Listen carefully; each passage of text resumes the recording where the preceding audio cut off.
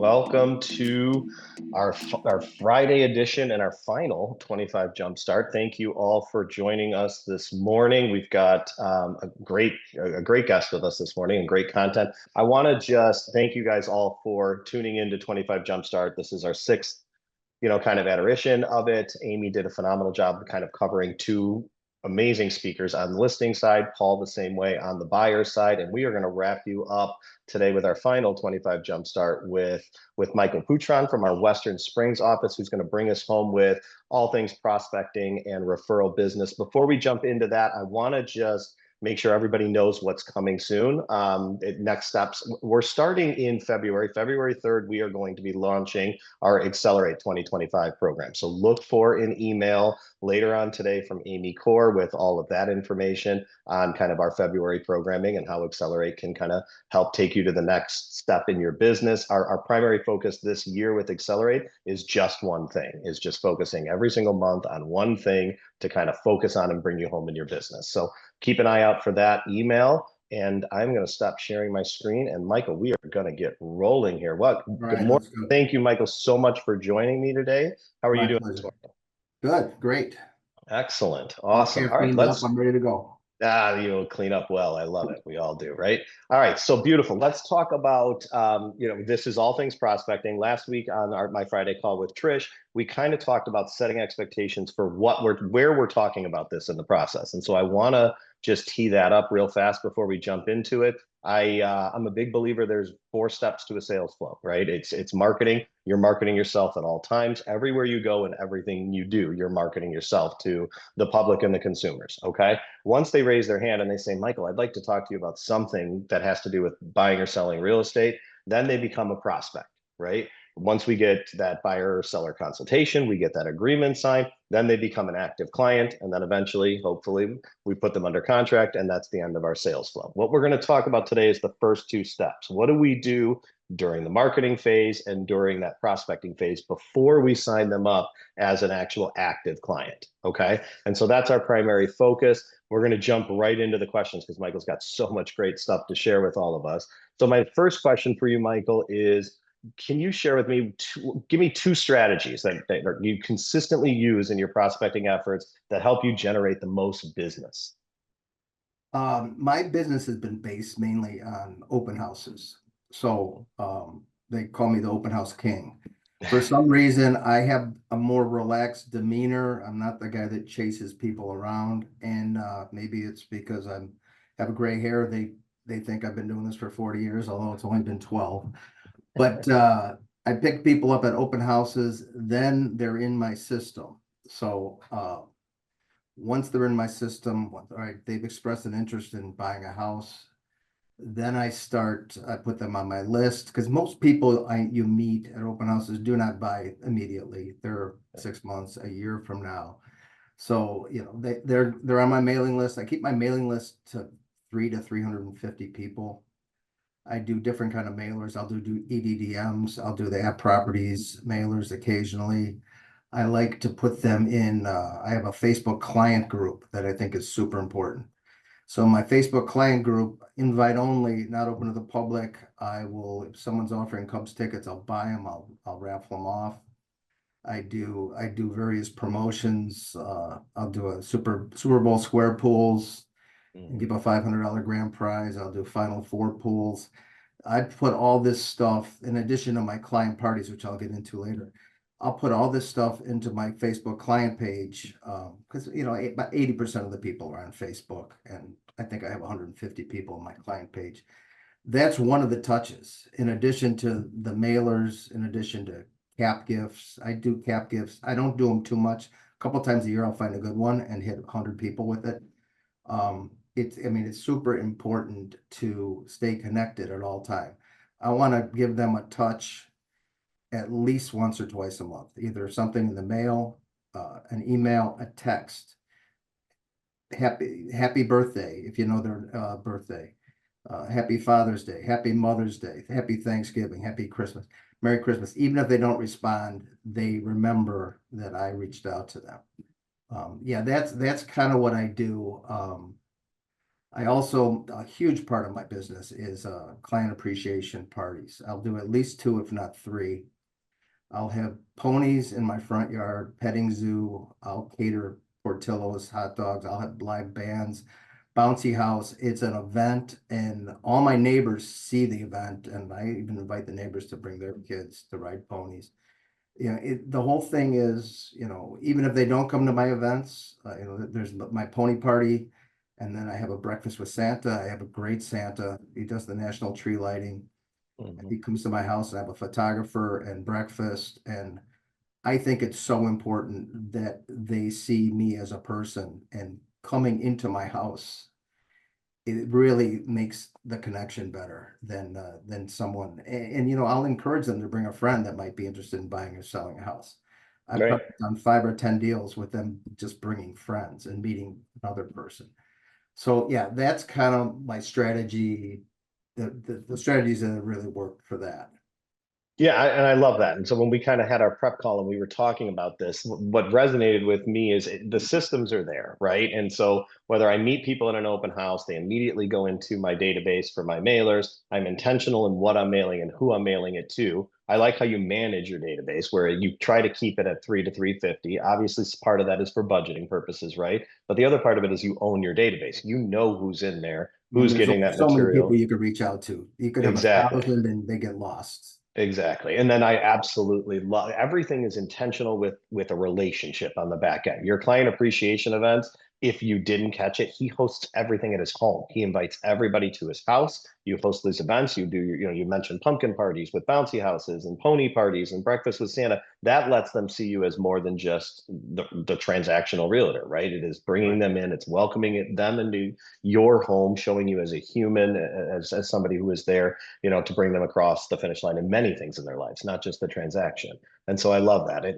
That's really most brokers that we talk to. It's most of them want to build a referral business, right? Repeat clients, referral business. I want to work with people who know, like, and trust me, right? The ninja way. We have a lot of ninjas on the call or at properties. That's a lot of what we're going to talk about today. All right, let's move forward to our next question. Let's Michael, answer for me. What are 2 or 3 action items you take after you make a connection with the prospect? And that helps you build trust and ensure that that prospect sees you as their go-to realtor for life, right? And so part of this can be, what do you do as after you have that first conversation when they say, Michael, I'd like to talk to you about buying or selling real estate? And the other part of it would be after the transaction closes, right? Then they go back into your database, they become a prospect again. It's all about staying in flow and in connection with them. Could you share a few things that you do that helps set yourself Yeah, I think apart? that's the most important thing. They've done studies where, 5, 10 years later, most people don't even remember their realtor's name. Oh, I'd Correct. like to use him again. I don't even know who he is. Keeping keeping all these connections, like 3 or 4 times a month, basically, they're seeing something with my name on it, is super important. It's also super important that when you're actually helping them buy a house, you are their advocate. I would never, ever, ever convince someone or encourage someone to buy a house that I wouldn't buy myself. And I tell them that when I meet them in open houses, they're going to say, I'm going to tell them, I do things differently. We're going to go into a house and I'm going to tell you everything that's wrong with it. I'm not going to say, oh, look at this beautiful kitchen. They can see the kitchen. They want to know they have an advocate. And I've had so many where I've helped, the father buy a house and he has 5 kids. They trust me. They're going to come to me because they know I'm going to give them the straight story. I never, and I even will tell them this, there's a lot of realtors out there, particularly this is one of my, at an open house. There's a lot of realtors out there and a lot of them, I think half of them last year didn't even sell one house.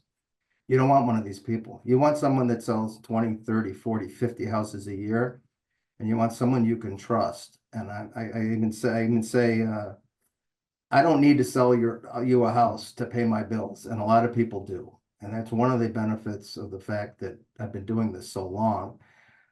I'm doing it for you. I'm trying to help. If you're always helpful and you always think of them first, the business just keeps coming to you. Yeah. I love it. And that's kind of what Trish ended our call with last week, right? Is that look for the opportunity to help somebody rather than the opportunity to do the transaction. That's the mindset that we need to have throughout the entire I process. I actually, love just that. a little side story. I used to do garage sales, pass on my cars at garage Hmm. sales, because a lot of times people are having garage sales when they're thinking of moving. And I ran into this lady, and she said, "My son is looking for a $90,000 condo, and no one will help us." I'm like, "I will help you."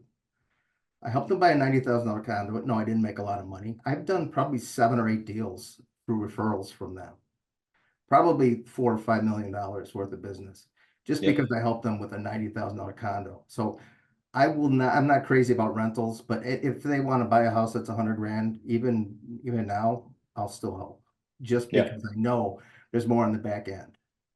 I think that's the best advice you can give, truthfully. I mean, when I was in sales, I did the same thing. It was all about saying yes. Sometimes we have to turn business down, and for one reason or another, but it shouldn't be based on price point or the rental part of it. I had the same experience. I had a client of mine who I used to work with a lot and sold a lot of real estate to, who needed help with a rental. And instead of me passing it on to somebody else to do it, I said I would do it. I ran with it. I did it. That was the lasting impression with it, right? So many brokers build their business on starting off with rentals. Renters turn into buyers, buyers turn into sellers. That's the attrition rate of real estate. And so look for those opportunities where, yeah, sometimes you might be doing it for next to nothing, but that reward on the back end for just doing the right thing and helping somebody out, they remember that and they will give you countless referrals moving forward. All right, awesome. Let's talk about some prospecting techniques. Okay, so what prospecting techniques or activities did you spend time on in the past that you've since refined or replaced to increase your effectiveness? Right, we always want to be looking at ways to improve. So what did you used to do over your career in real estate, and how did you kind of sharpen your axe to keep moving forward? When I first started my career, I was wearing a suit because I thought that would make me stand out. Well, I believe it makes you look desperate. Like, oh, look at this guy trying to be fancy. I want to be myself because I'm not a suit guy. Open houses, I will dress slightly better than the people that are going to be attending the open. I won't wear shorts or a t-shirt, but I don't want to outdress them. I don't want to seem like I'm fancy. I want to seem like I'm really who I am. One of the things I was doing a lot of things that weren't effective. Like I spent a lot of money farming. I don't think farming is. I, I personally, to waste 3 or 4 thousand in a neighborhood, sending them bear schedules, and then I'll show a house in the neighborhood and my bear schedule on the refrigerator listed with someone else. I want to build a connection because I truly believe that nice people have nice friends. I want Mhm. their friends. I don't, if I get a stranger call, someone that's never met me, first thing I say is, well, where did you meet me? Oh, we've never met. I just saw you online. Okay, all right. Odds are I'm the second or third person in, and they just want a price. They want my price. They don't know me. So I focus more. I bet 80, 90% of my business is referrals or people I meet at open houses. It's not the public. So I kind of went away from, farming and the public. And this is another little side story. My first year, I think I did 4.5 million. And my second year, I did 3.5 million. And I went to my managing broker, Trisha Roberto, and I said, this job sucks. I said, I could sell cars and make 100 grand. Why am I doing this? And she said, meet with me regularly and do everything I say, and I guarantee you'll make money. And the third year, I did 11 million. I love it. Listen to her. So you got to be outside your comfort zone. No, these things I'm not comfortable with, but Trisha said to do them. I'm going to do them, and they work. So, I mean, that's a key piece of advice. Listen to your managing broker, do what they say, even if it's not something I'm not really comfortable with that. Well, you want to make money, you try these things. Yeah, and And I love that. And let's throw some love in the chat for our managing brokers because they are amazing at what they do. I love that in a number of different ways.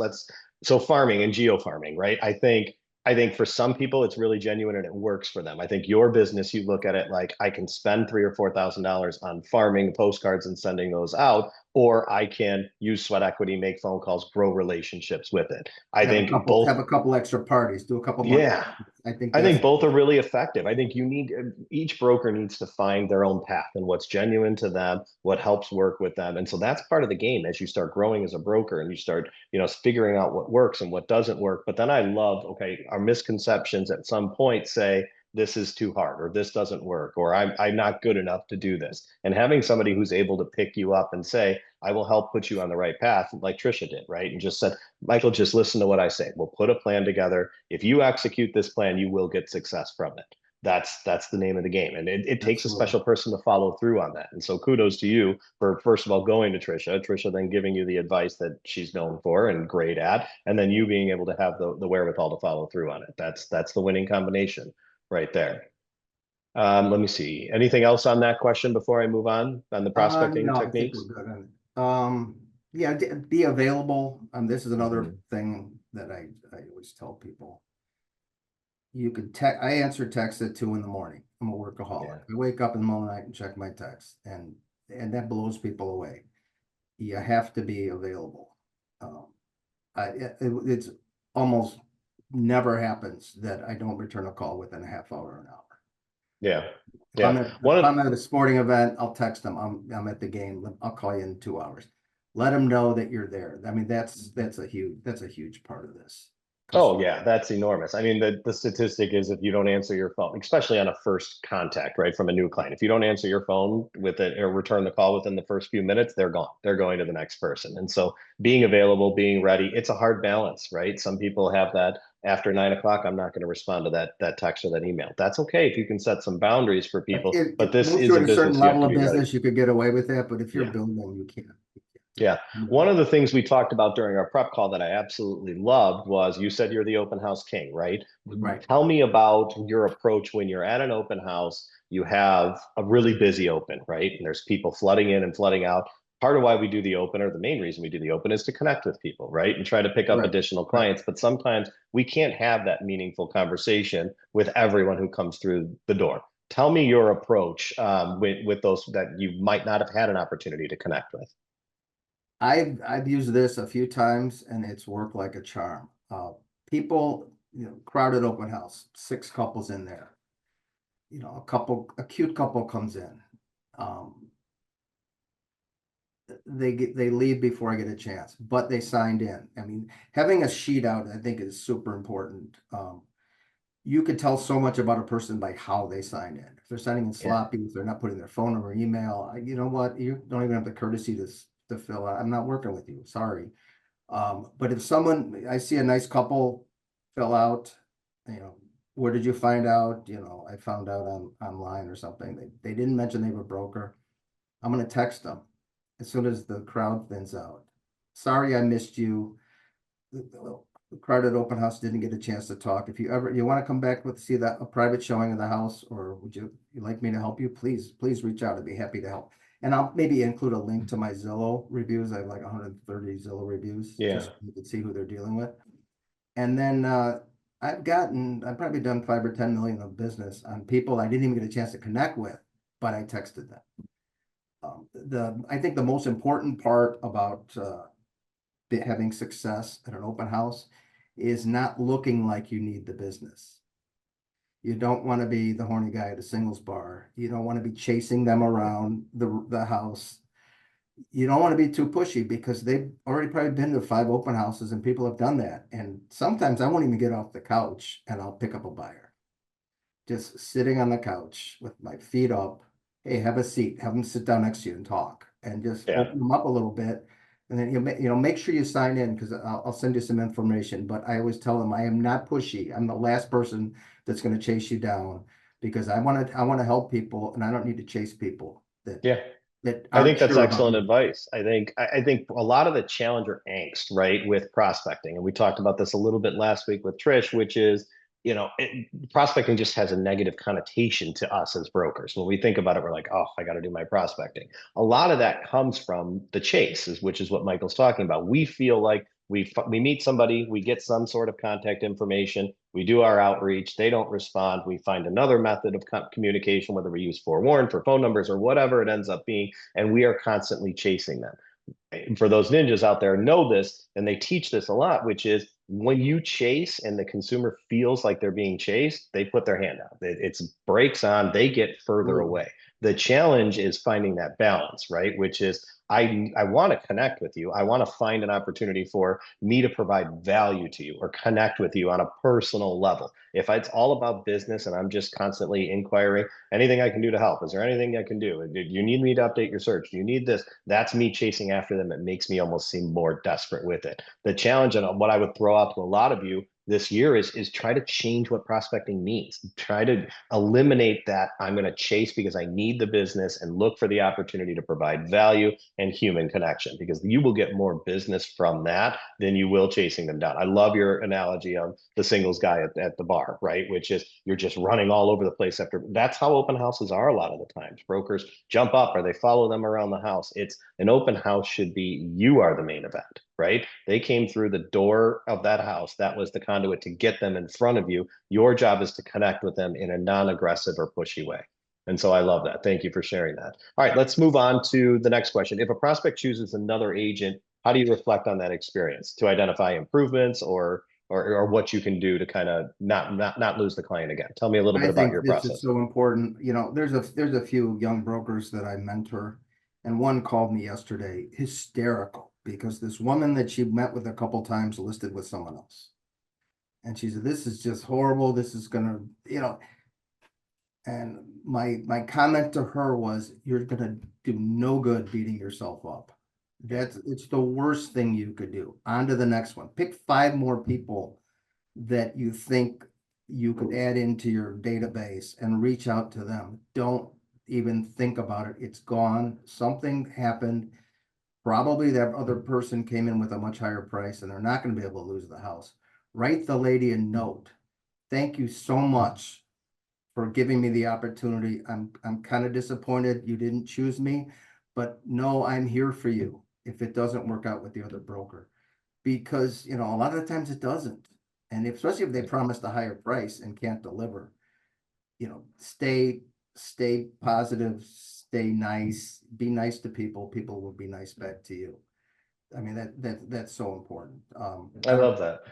Yeah, I love um, that. I love the handwritten note, right? Trish last week said she does something similar where you almost let it digest, take a big swallow, get it through, and then kill them with kindness. The last impression is the most impression, right? It is the most important impression. Excuse me. If I lose the business calling up, not necessarily, sometimes I can ask for what I can do better or what the reasoning for it was. Both yours and Trish's approach kind of mirror each other in different ways, which is I just want to thank them for the opportunity and let them know that I'm here if they need anything. That comes back, that leaves doors open for either that transaction or future referrals. And so I right. love And that. Thank you. especially if they liked you. If they liked you and they feel bad, maybe their neighbor's going to be selling. So who did you use? Oh, I used Mary, but Michael was really nice too. You should give him a chance.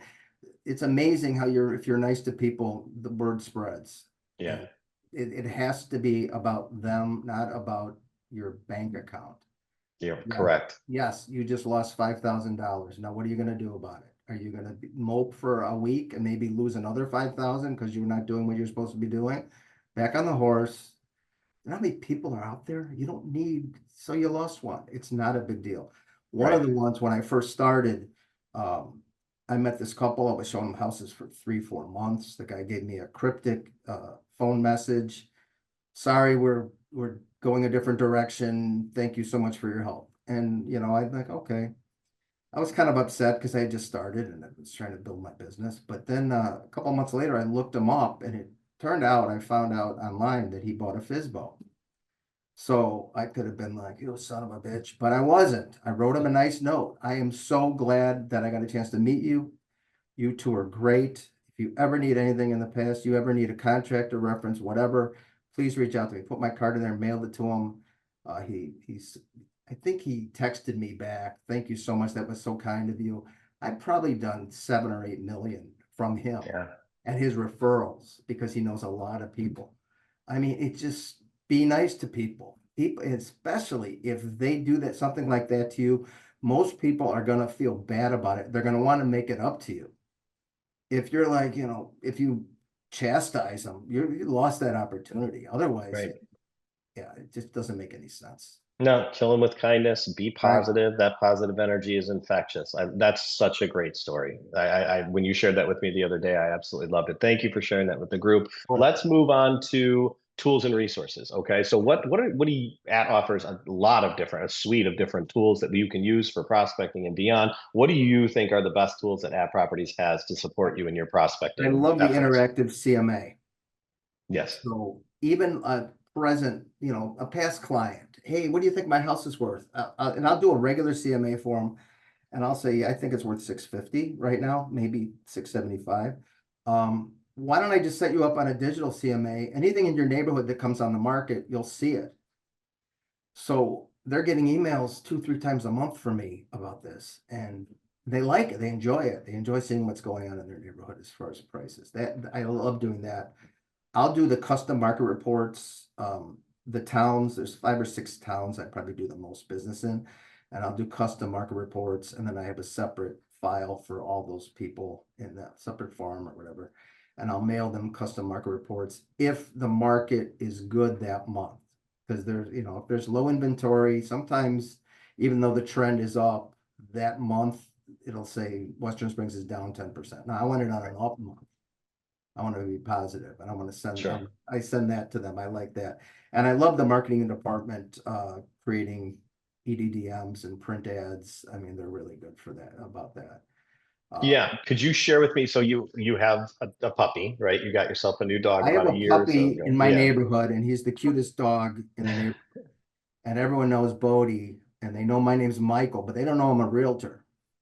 So I'm going to have my photographer take a picture of me and my dog, and I'm going to send an EDDM to my neighborhood, like 600 or 700 people, because I run into them all the time.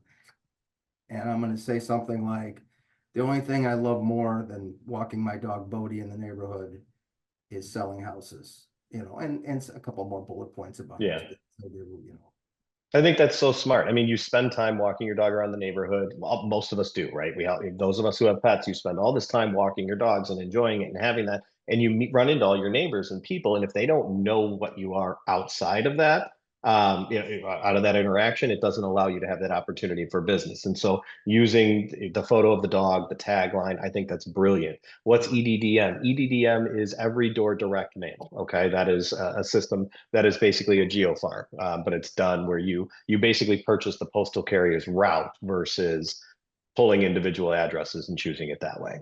Okay, so just a different approach for farming. Excellent. All right, let's talk about, we're running a little low on time, so I'm going to go rapid fire with you here, Michael. Let's Okay. go with, what is your go-to response when a prospect challenges you on why they should work with another agent instead of you? Okay. If I'm sitting at a listing appointment and I feel like I have really connected with somebody and I have the paperwork there, I'm like, well, why don't we just sign this up? I can start marketing and put it on the private, et cetera, et cetera. And then one of them might say, and if only one of them says it, especially, I'll do this. One of them might say, yeah, I don't know, maybe we should talk to other brokers. I learned this from Don Draper, Mad Men. It's called a kabuki close. I'll do like a walk away close, and I'll say something like, oh, really? Maybe this isn't a good fit then. This is a relationship. You're going to be dealing with me for the next few months. If you don't think I'm your guy, and you know how many houses I've sold, you know my reputation, I gave you the information. If you don't think this is a fit, maybe it just isn't. Maybe we should just step back. Um, and I think I've probably done it 5 or 10 times, and I think I've only lost one of them. Yeah. What will usually happen is they'll say, can you give us a moment? They'll go into the kitchen, they'll come back out and sign it. I think my odds are better doing this than letting them talk to 2 or 3 other brokers, one of which is going to cut commission, one of which is going to give a price that's $50,000 over. I'm in control. Right. And they see me as, wow, this guy's willing to walk away from us. Wow, he must be really good. He must not really need the business. Does so much business that he'll walk away. Let's sign Yeah. up. And it's a risky move. I don't know if I would have done it right when I was starting my business, but as you get enough business and you're comfortable with it, I think it's important. And also it separates people that are serious or just want a number, right Yeah. away. If No, if I think it's a really smart approach with it. I think we've talked about it in the past where sometimes saying no gets you the yes, right? Sometimes it allows you to not cut your commission, not haggle on different things, hold your ground, especially when your process in those appointments or in that presentation or consultation has been really buttoned up and answered all the questions. The approach is, I really thought we had the great connection. What haven't I provided to give you the answer that you're looking for today? If you don't feel comfortable with it, maybe I'm not the right broker for you. Something about that psychologically with you being willing to walk away, they think, oh wow, what am I missing with this person? And maybe I should work with them. This is an easier approach for brokers who do have that true relationship business, right? If it was a warm referral that came from somebody else that they know, for those cold call appointments, it's a little bit more challenging. You have to be willing to walk away, right? We can't have that mindset of this is a $500,000 property. I'm walking away from $12,000. We have to look at the big picture, not each individual transaction. Where if this isn't a good fit right out of the gate in my presentation, maybe it's not going to be a good fit for the next 3 months, 6 months, or 12 months that I work with this consumer. So I love that. That's a great example of the kabuki close. Thank you for sharing that. All right, I've got one more question before we get to our pro tip. When you have a positive interaction with your prospect or close a transaction, how do you ask for referrals and continue to kind of bolster that referral business that you've built? At the closing table, I'll give them a gift card, usually to a restaurant, $100, $200, depending on how big the transaction was and how good a referral source they're going to be.